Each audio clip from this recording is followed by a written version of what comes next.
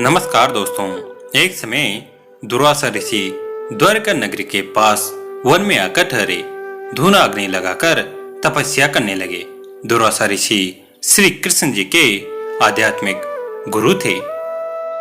दुर्वासा ऋषि जी की ख्याति चारों ओर द्वारका नगरी में फैल गई कि ऐसे पहुंचे हुए ऋषि हैं, भूत भविष्य तथा वर्तमान की सब जानते हैं। द्वारका के निवासी श्री कृष्ण से अधिक शक्तिशाली किसी भी ऋषि व देव को नहीं मानते थे। उनको अभिमान था कि हमारे साथ श्री कृष्ण है, कोई भी देव ऋषि व साधु हमारा कुछ नहीं बिगाड़ सकता। श्री कृष्ण को सर्वशक्तिमान मान रखा था। द्वारका के नौजवानों को शरारत सूझी। आपस में विचार किया कि साधु लोग ढोंगे होते हैं, इनकी पोल खोलनी चाहिए। चलो दुर्वासा ऋषि की परीक्षा लेते हैं। श्री कृष्ण के पुत्र प्रद्युम्न ने गर्भवती स्त्री का स्वांग धारण किया। पेट के ऊपर छोटा कड़ाहा बांधा, उसके ऊपर रुई लोंगर रखकर वस्त्र बांधकर स्त्री के कपड़े पहना दिए। उसका एक पति बना लिया। 7-8 नौजवान यादव उनके साथ दुर्वासा के डेरे में गए और प्रणाम करके निवेदन किया कि ऋषि जी, आपका बहुत नाम सुना है कि आप भूत भविष्य तथा वर्तमान की जानते हैं। ये पति पत्नी हैं। इनके विवाह के 12 वर्ष बाद परमात्मा ने संतान की आशा पूरी की है। ये यह जानना चाहते हैं कि गर्भ में लड़का होगा या लड़की। ये यह जानने के लिए उतावले हो रहे हैं। कृपया बताने का कष्ट करें। दुर्वासा ऋषि ने ध्यान लगाकर देखा तो सब समझ में आ गया। क्रोध में भरकर बोला, बताओ क्या होगा। सबने एक स्वर में कहा कि हाँ ऋषि जी बताओ। दुर्वासा बोला कि इस गर्भ से यादव कुल का नाश होगा। चले जाओ यहाँ से, सब भाग ले। गांव में बुद्धिमान बुजुर्गों को पता चला कि बच्चों ने ऋषि दुर्वासा के साथ मजाक कर दिया। ऋषि ने यादव कुल का नाश होने का शाप दे दिया है। जुल्म हो गया, सब मरेंगे। अब क्या उपाय किया जाए। सब मिलकर अपने गुरु तथा राजा श्री कृष्ण जी के पास गए तथा सब हाल कह सुनाया। श्री कृष्ण जी से कहा कि इस कहर से आप ही बचा सकते हो। श्री कृष्ण जी ने कहा कि उन सब बच्चों को साथ लेकर ऋषि दुर्वासा के पास जाओ, इनसे क्षमा मंगाओ। तुम भी बच्चों की ओर से क्षमा मांगो। सब मिलकर ऋषि दुर्वासा के पास गए तथा बच्चों की गलती की क्षमा याचना करवाई, स्वयं भी क्षमा याचना की। ऋषि दुर्वासा बोले कि वचन वापस नहीं हो सकता। सब वापिस श्री कृष्ण के पास आए तथा कहा कि दुर्वासा के शाप से बचने का उपाय बताए। श्री कृष्ण ने कहा कि जो जो वस्तु गर्भ स्वांग में प्रयोग की थी उनका नामो निशान मिटा दो। उन्हीं से अपने कुल का नाश होना कहा है। कपड़े रुई लोगड़ को जलाकर उनकी राख को प्रभास क्षेत्र में नदी में डाल दो। जो लोहे की कड़ाई है उसे पत्थर पर घिस घिसाकर चूरा बनाकर प्रभास क्षेत्र में दरिया में डाल दो। न रहेगा बांस, न बजेगी बांसुरी। द्वारका वासियों ने अपने गुरु श्री कृष्ण जी के आदेश का पालन किया। लोहे की कड़ाई का एक कड़ा एक व्यक्ति को घिसाने के लिए दिया था। उसने कुछ घिसाया, पूरा नहीं घिसा। वैसे ही जमुना दरिया में फेंक दिया। घिसने से उस कड़े में चमक आ गई थी। एक मछली ने उसे खाने की वस्तु समझकर खा लिया। उस मछली को एक बाल्यान नाम के भीड़ ने पकड़कर काटा तो कड़ा निकला। उसका लोहा पक्का था। बाल्या ने उसे अपने तीर का आगे वाला हिस्सा विषाक्त बनवा लिया।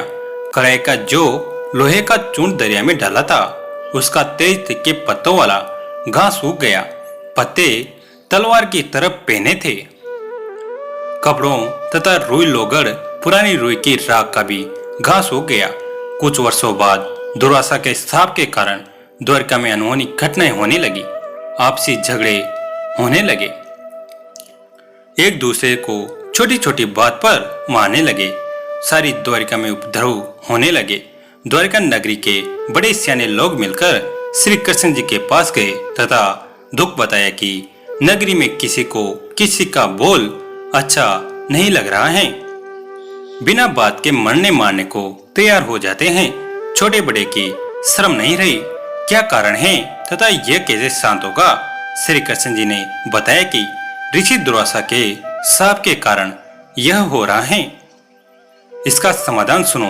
नगरी के सर्व नर छोटे नवजात लड़के सहित यादव प्रवास क्षेत्र में उसी स्थान पर यमुना नदी में स्नान करो जिस स्थान पर कड़ाई का चूर्ण ढला था।